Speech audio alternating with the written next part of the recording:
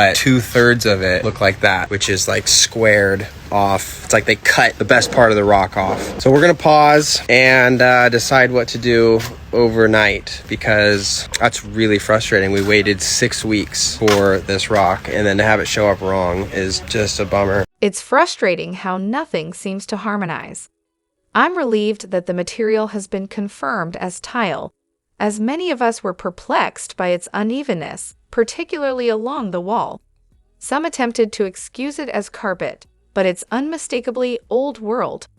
Amy, Matt, and Chris should have been forthright about his shortcomings. The tile lines are uneven, and the grout is a whole other issue. In the past, they wouldn't have allowed such a subpar tile job to persist. The house lacks cohesion entirely.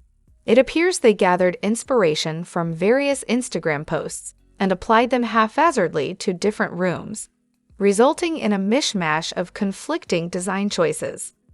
Hello everyone, welcome back to my channel. It's me, Elena. I hope everyone is having a wonderful day, so let's dive into today's video. Additionally, Audrey has just shared on Instagram about her varicose veins on her vulva and vagina. Why choose to disclose such personal information to the world? Yet, I fail to see the problem with her sharing this. It's a common occurrence during pregnancy, and until discussions about vulvar and vaginal health become normalized, we won't see advancements in medical care for women. There's no shame in shedding light on pregnancy side effects. Despite my disdain for Audrey, I acknowledge that this is one of those pregnancy symptoms that's often overlooked yet incredibly common. It can be excruciatingly painful, and for those experiencing it for the first time, quite alarming. I appreciate her willingness to bring attention to it. Oddly enough, I can't criticize her for this. Women go through so much that's considered gross, embarrassing, or painful, yet we're expected to remain silent. Sharing such experiences with other women, in addition to medical professionals or partners, can be incredibly supportive and informative. Though it may make me cringe as a non-pregnant woman, I believe it's beneficial. Although I'm not a fan of Audrey, I believe candid discussions like this are crucial. We need to demystify pregnancy, childbirth, and motherhood, understanding that we're not alone in our experiences. I commend her for opening up.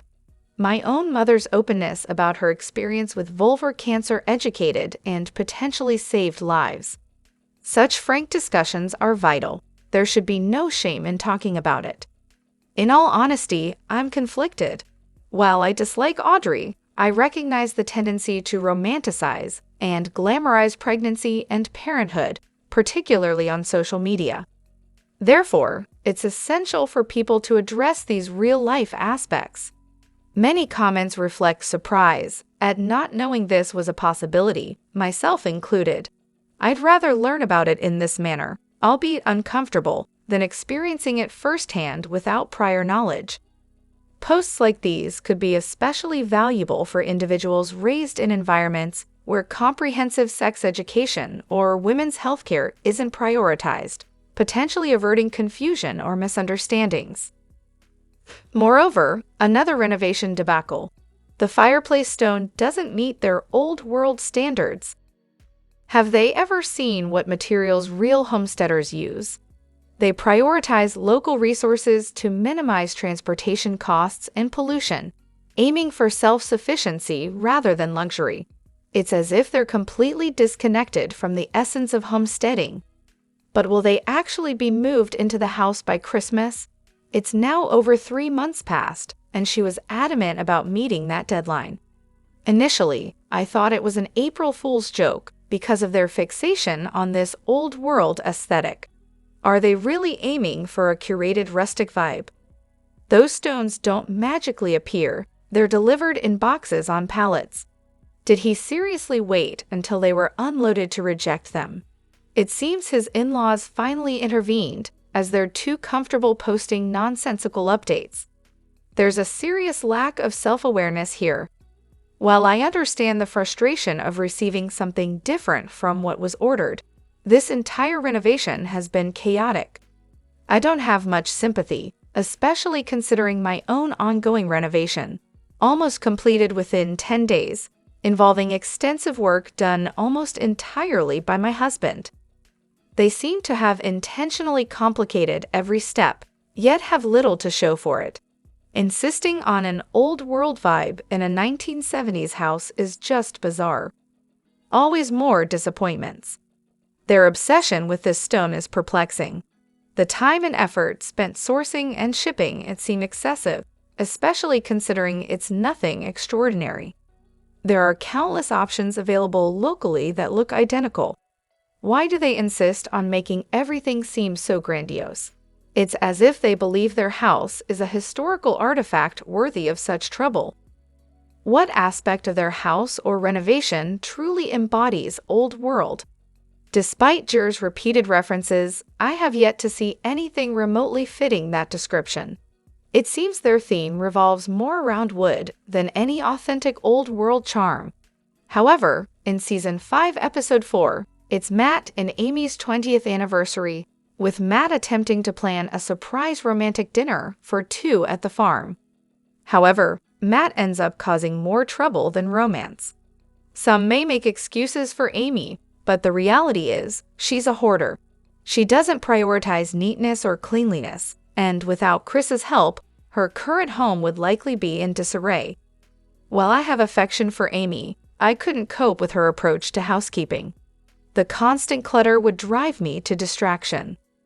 On the other hand, I'd be curious to hear the perspectives of the Little People of America LPA community regarding the Roloffs and the Jonestones.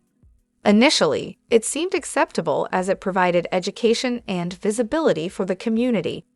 However, it appears they stopped filming at LPA events, as there hasn't been coverage of a conference in quite some time, aside from self-filmed segments. In the past, Little People, Big World, LPGIDO showcased Matt and Amy's involvement in the community as much as their family dynamics. Now, it feels like they've distanced themselves from other Little People. Previously, they had LP friends, but now it seems Amy is primarily seen with two individuals who are perceived as challenging to tolerate. Additionally, Zach's behavior often comes across as immature, with a tendency to portray himself as a victim in various situations. This underscores the importance of instilling accountability, setting expectations, and establishing boundaries when raising children. While there's a need for balance, neglecting these aspects can result in adults who struggle to function in society. Tori is Zach's fourth child, and over time, as financial pressures mount, she may begin to understand Amy's frustrations during the earlier years. In the recent episode where Tori goes to California, Zach's lack of productivity at home is noticeable. His running commentary about his supposed organization and efficiency is ironic, given his apparent lack of involvement in household tasks. His nonchalant attitude, such as wandering around the backyard while the baby is left unattended indoors, raises concerns about his priorities. Watching the show has become somewhat of a chore, as it feels like a repetitive cycle of grievances. Zach remains bitter toward his father. Amy harbors lingering resentment toward Matt. Chris seems infatuated with Matt, and Karen's level of concern appears superficial. Zach's behavior reflects a pattern of laziness, stemming from immaturity and a tendency to rely on others. Unlike his brother Jeremy, who demonstrated dependability in the past, Zach shies away from responsibility and tends to deflect blame onto others, adopting a victim mentality. Matt's reluctance to pass the farm to Zach likely stems from recognizing this lack of commitment to maintenance. Similarly, Amy struggled to manage her portion of the farm effectively, facing similar challenges. However, here's a compilation of inspiration and concept photos for this renovation project. Personally, I find the idea of a window bar in the kitchen too impractical. It seems to invite bugs directly into the food prep area, making it a feature that's rarely used despite sounding appealing in theory. Interestingly, they haven't actually changed the windows. They merely replaced them with new ones identical in size to the old ones. It begs the question, What was the purpose of this expenditure?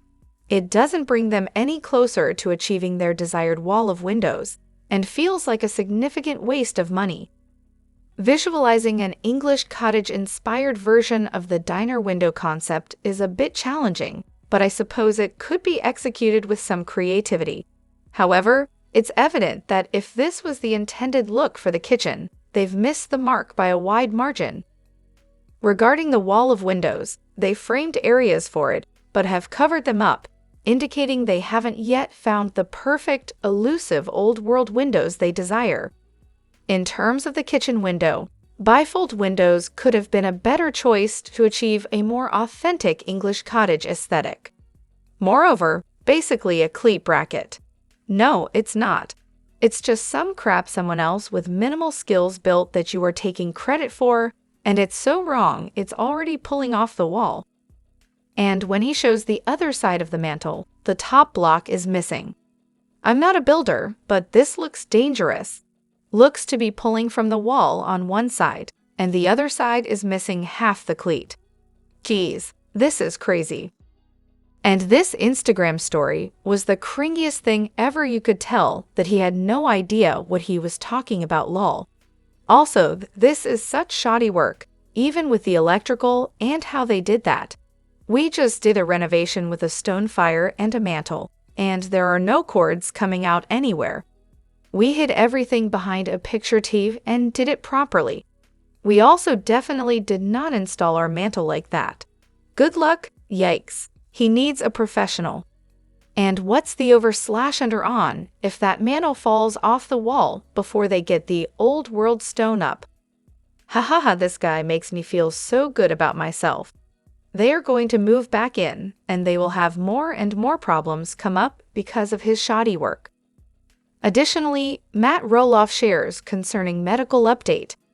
In an upcoming episode of Little People, Big World, Matt Roloff faces a serious medical issue, as teased by TLC spoilers. What do these previews reveal about Matt's health scare? For little people like those featured on the show, medical conditions are unfortunately a part of everyday life. Viewers have witnessed this reality in previous seasons, such as Zach Roloff undergoing brain surgery to replace his shunt, and even young Jackson Roloff having surgical procedures. Achondroplasia brings with it a host of complex medical challenges, some of which may not be readily apparent to the average viewer. In the latest Season 25 spoilers, Matt Roloff appears visibly unwell, resting on the couch under a blanket. He shares with his family that he received troubling news from his doctor. Despite his stature, Matt's anatomy doesn't align with that of a typical little person. Karen Chandler explains that his esophagus is longer than his body can accommodate, leading to anatomical anomalies. Initially, Matt anticipated a routine endoscopy in May 2023, but unexpected complications arose during the procedure, necessitating further medical intervention. Despite the seriousness of the situation, Matt maintains his trademark sense of humor, joking with Karen about having too much Matt Roloff packed into his smaller frame. While medical emergencies are undoubtedly daunting, Matt approaches the situation with optimism and resilience, finding humor amidst the challenges. Viewers will witness more of the behind-the-scenes journey as Matt navigates this health scare in the upcoming episodes of Little People, Big World. Drop your thoughts in the comments below. Do you agree or disagree? Don't forget to like, subscribe, and hit the notification bell for more updates. Your opinions matter, and I'll see you in the next video. Thank you.